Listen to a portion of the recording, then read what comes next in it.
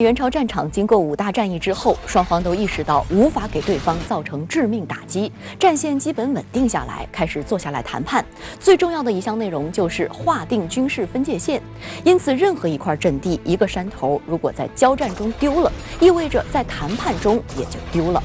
志愿军与联合国军的交锋也从大规模运动战转为阵地战。初期阵地战对于志愿军非常不利，因为解放军在国内抗日战争或者解放战争中主要是打运动战，很少打阵地战。反观联合国军的参战部队，很多都经历过2战，有丰富的阵地战经验，而且火力和后勤保障能力强大。 攻击时，联合国军能够以猛烈火力打击志愿军防护能力较低的野战工事和有生力量。防御的时候，他们的猛烈火力再加上坚固工事支撑的阵地，对于缺乏攻坚火力的志愿军来说，又是很难啃的硬骨头。 在1951年夏天，联合国军常以猛烈火力轰击志愿军和朝鲜人民军阵地，范弗里特弹药量就是在这个时候成为一个著名历史名词的。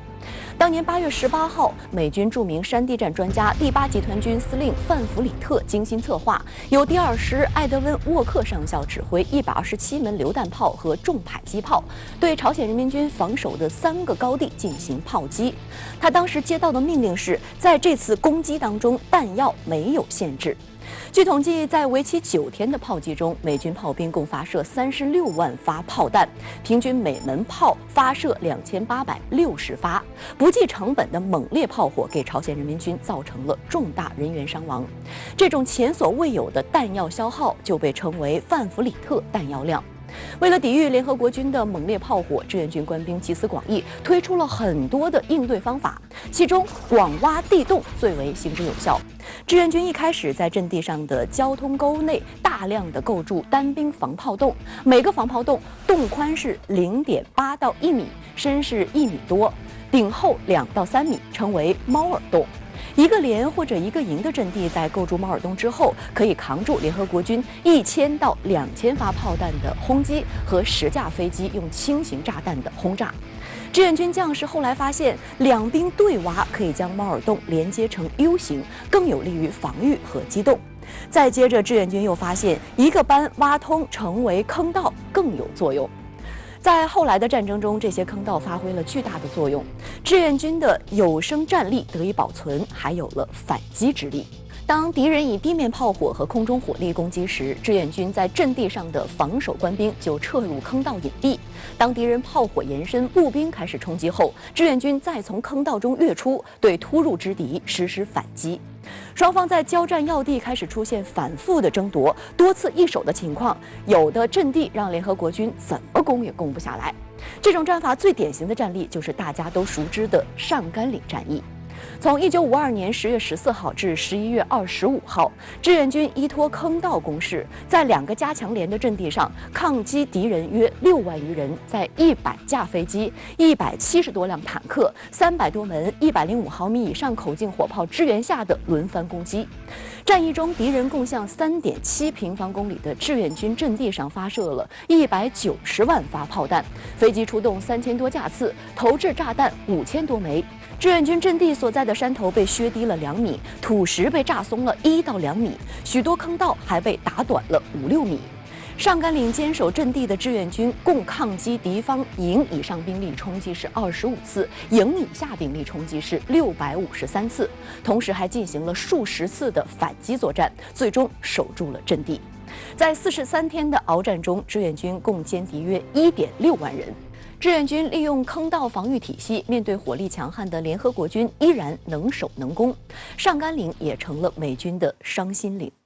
如果说上甘岭是钢与火的淬炼，打出了国威军威，另一次著名战役长津湖战役就是冰与火的考验。1950年11月27号到12月13号，中美2支王牌军在朝鲜长津湖展开了一场堪称世界军事史上最为惨烈的战役。 在零下40度的极度严寒中，双方冻死冻伤人员超过3万人。在长津湖上与志愿军交战的对手主要是美军王牌陆战一师，他们的防寒保障能力很强，冬装包括防寒帽、厚呢军装、毛衣、大衣、毛袜、皮靴和鸭绒睡袋。每班每辆车除配备小汽油炉外，阵地上还有专门供热的电炉。即便如此强的防寒保障能力，美军陆战一师在长津湖地区作战中的非战斗减员仍高达7313人，其中大部分是冻伤。相比之下，广大志愿军将士难以及时得到冬装，穿着单薄，在冰天雪地中作战，出现了大面积的冻伤。尤其是紧急入朝作战的第9兵团，普遍没有冬装，冻伤减员最为严重。据有关资料，9兵团在第2次战役的东线作战中，冻伤减员高达28954人，远远多于战斗减员。当时呢，我们有很大的困难，因为我们这些部队啊，都是从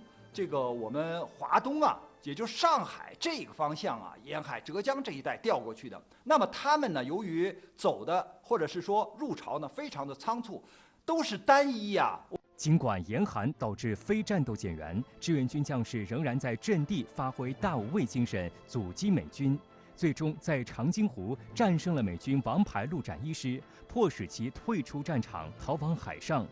经过2年零9个月的浴血奋战，志愿军最终赢得了胜利和尊严。1953年7月，朝鲜停战协定在板门店签订。这份文件的全称是《朝鲜人民军最高司令官及中国人民志愿军司令员一方与联合国军总司令另一方关于朝鲜军事停战的协定》。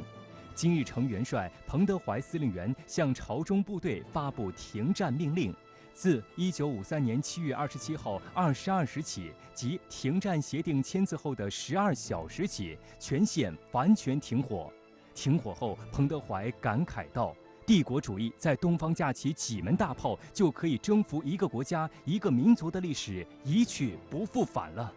另一方面，联合国军第3任总司令马克·克拉克上将则在自己的回忆录中叹息：“我成了历史上第1位在没有胜利的停战协定上签字的美国司令官。”